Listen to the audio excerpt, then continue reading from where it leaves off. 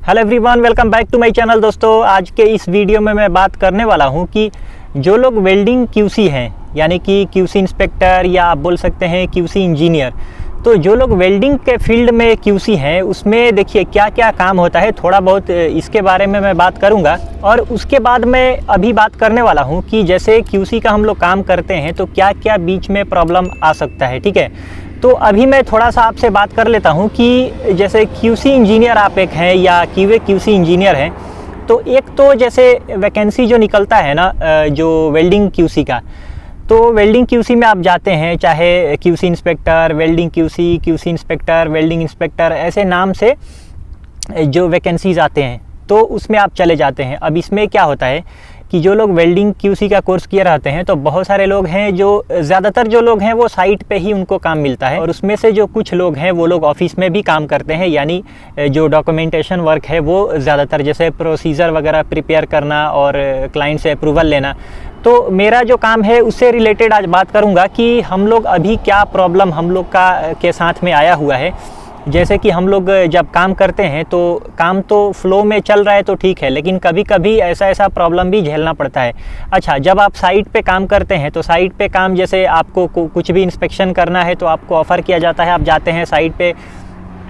जब फिटअप हो गया तो वेल्डिंग क्यूसी का ज़रूरी नहीं है कि आप सिर्फ और सिर्फ वेल्डिंग का ही देखेंगे। जब फिटअप होता है वहाँ पे फिटअप का क्यूसी नहीं रहेगा, यानी कि पाइपिंग क्यूसी अगर नहीं है तो वहाँ पे आपको जा कर के वेल्डिंग क्यूसी को भी वो काम करना पड़ता है, क्योंकि ये सब जो कितना फिटअप में, यानी जो भी रूट गैप, रूट फेस या जो भी फिटअप का स्टैंडर्ड है, जो भी एज़ पर प्रोसीजर का रिक्वायरमेंट है वो आपको भी करना पड़ता है। अच्छा, तो जो लोग साइट पे होते हैं, जनरली साइट पे जैसे आप जा कर के विजुअल इंस्पेक्शन वगैरह करते हैं, फिटअप का रिपोर्ट बना सकते हैं या वेल्ड विजुअल का रिपोर्ट बनाते हैं, डायमेंशन वगैरह चेक करते हैं, तो ये सब काम तो जनरली साइट पे होता है। ठीक है, लेकिन ऑफिस में क्या क्या काम होता है वो मैं आपको थोड़ा सा पहले बता देता हूँ और फिर बताता हूँ कि अभी मेरे साथ क्या प्रॉब्लम मतलब क्यूसी का काम करने में आया हुआ है। हालांकि ये सब प्रॉब्लम नहीं है, ऐसा जब कुछ आता है ना तो हमको सीखने को ज़्यादा मिलता है। ठीक है, तो इससे आपको फ़ायदा ये होगा कि आप भी अगर क्यूसी का काम कर रहे हैं या क्यूसी में जाने वाले हैं तो थोड़ा सा जो लोग अभी इस फील्ड में आए नहीं हैं, सिर्फ और सिर्फ स्टडी किए हुए हैं, अभी तक काम नहीं किए हैं, उनको थोड़ा सा हो सकता है कि कम समझ में आएगा, लेकिन समझ में इतना ज़रूर आएगा कि मैं जो बोलने वाला हूँ वो ज़रूर समझ में आएगा। ठीक है, क्योंकि मैं उसको थोड़ा अच्छा से एक्सप्लेन करूँगा। तो देखिए, होता क्या है कि कोई भी आपके कंपनी को प्रोजेक्ट का काम मिला है तो उसमें जो वेल्डिंग का, जैसे वेल्डिंग क्यूसी का जो काम होता है, जनरली वेल्डर क्वालिफ़िकेशन कराना पड़ता है। ठीक है, और वेल्डर क्वालिफ़िकेशन कराने के लिए आपके पास WPS होना चाहिए। तो WPS प्रिपेयर कौन करता है? जनरली वेल्डिंग इंजीनियर का ये काम होता है, लेकिन किसी किसी कंपनी में वेल्डिंग इंजीनियर नहीं है तो जो क्यूसी इंस्पेक्टर होते हैं या क्यूसी इंजीनियर होते हैं वो लोग करते हैं अपने एक्सपीरियंस बेसिस पे। ठीक है, कोड का, स्टैंडर्ड का अगर आपको समझ है, नॉलेज है, तो आप भी ये काम कर सकते हैं।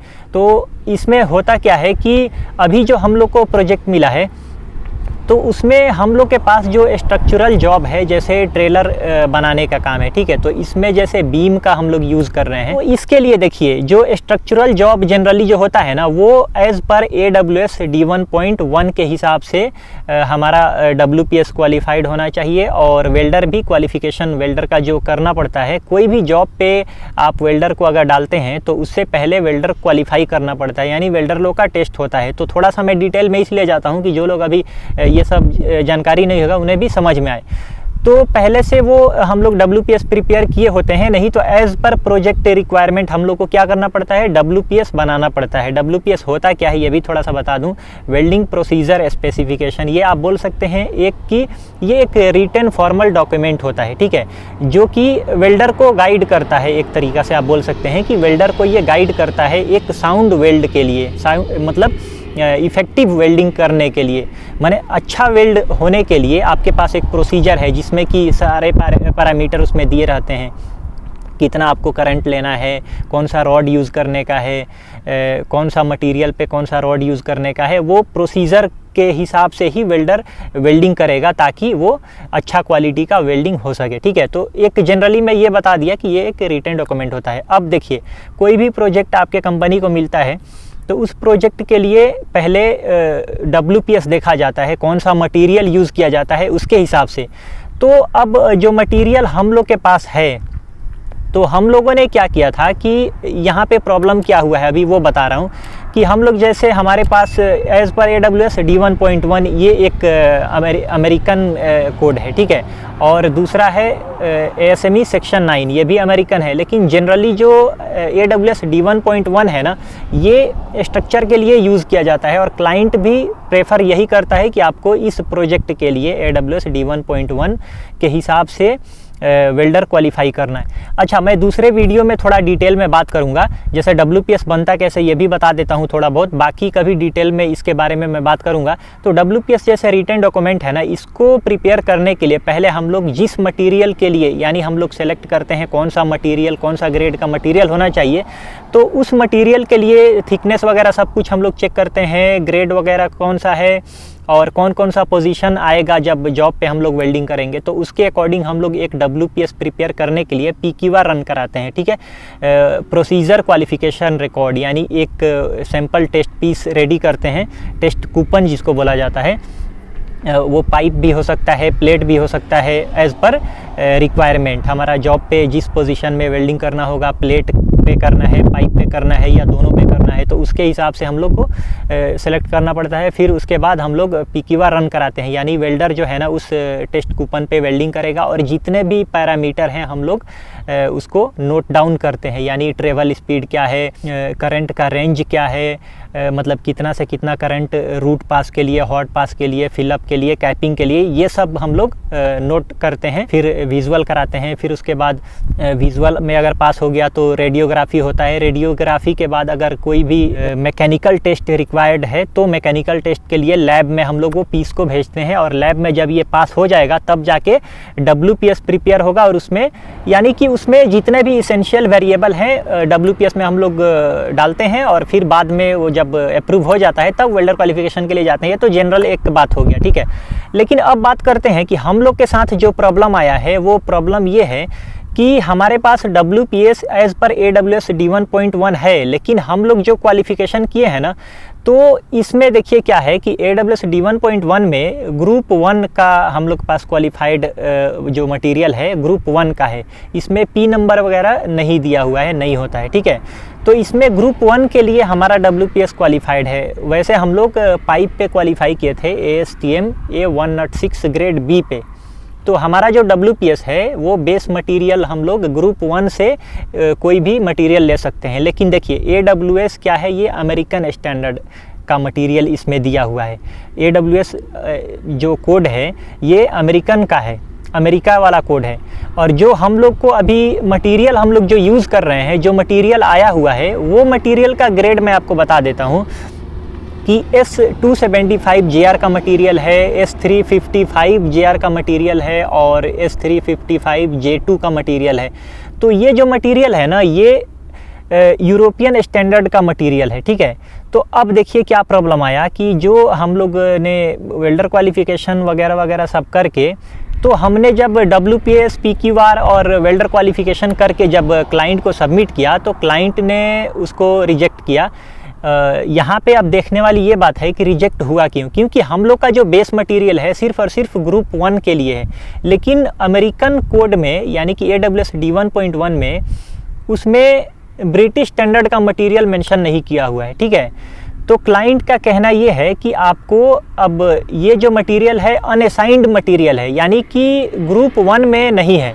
तो अब करना क्या है कि जो अनअसाइंड मटेरियल है, यानी कि जो ग्रुप 1 में नहीं है, उसके लिए आपको करना क्या पड़ेगा कि अनअसाइंड मटेरियल के लिए आपको उस मटेरियल पे क्वालिफाई करना पड़ेगा।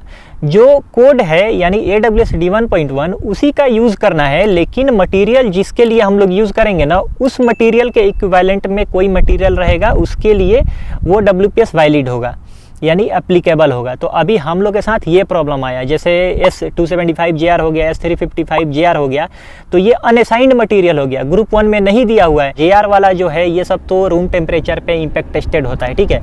और जो J2 है वो -20 पे इम्पैक्ट टेस्ट होता है इसका।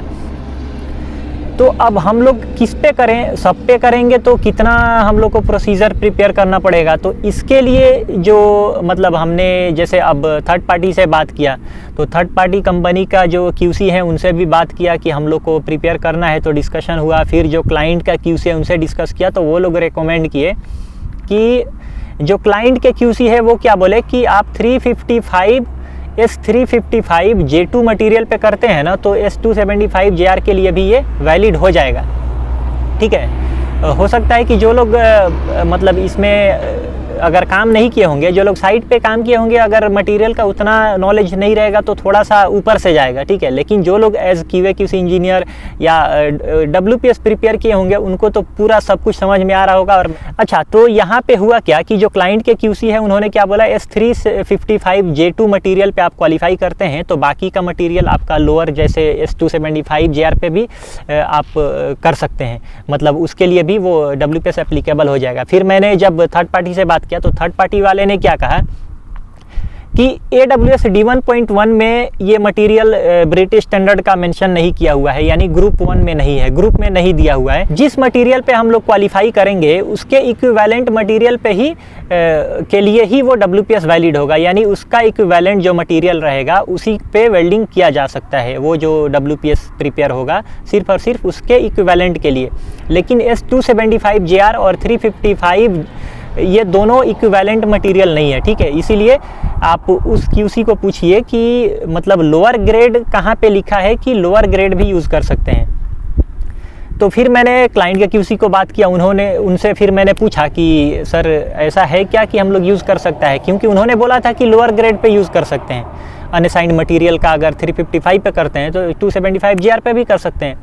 तो फिर मैंने बोला कि थर्ड पार्टी वाले ऐसे ऐसे बोल रहे हैं, सर आप उसका प्रूफ दीजिए कि कहाँ पे लिखा है कि हम लोग जैसे लोअर ग्रेड का मटेरियल पे भी वेल्डिंग कर सकते हैं, अगर हायर ग्रेड का मटेरियल अगर हम लोग पे क्वालिफाई करते हैं WPS तो लोअर पे भी कर सकते हैं। तो उन्होंने बोला ऐसा नहीं लिखा है, हम लोग लगभग इलेक्ट्रोड जो यूज़ करते हैं ना वो सबके लिए भी कर रहे हैं, S275 के लिए भी सेम इलेक्ट्रोड यूज़ कर रहे हैं, 355 के लिए भी सेम कर रहे हैं। तो फिर मैंने बोला सर अगर ऐसा लॉजिक है तो हम लोग जैसे जो ऑलरेडी WPS क्वालिफाई किया हुआ है ASTM का मटेरियल, यानी कि जो ग्रुप 1 में दिया हुआ है A36 के लिए या A106 ग्रेड B पाइप के लिए, तो ऑलरेडी उस पर हम लोग क्वालिफाई किया तो सेम रॉड यूज़ किया, लेकिन इसमें तो नहीं कर सकते हैं ना अभी अनअसाइंड मटेरियल के लिए।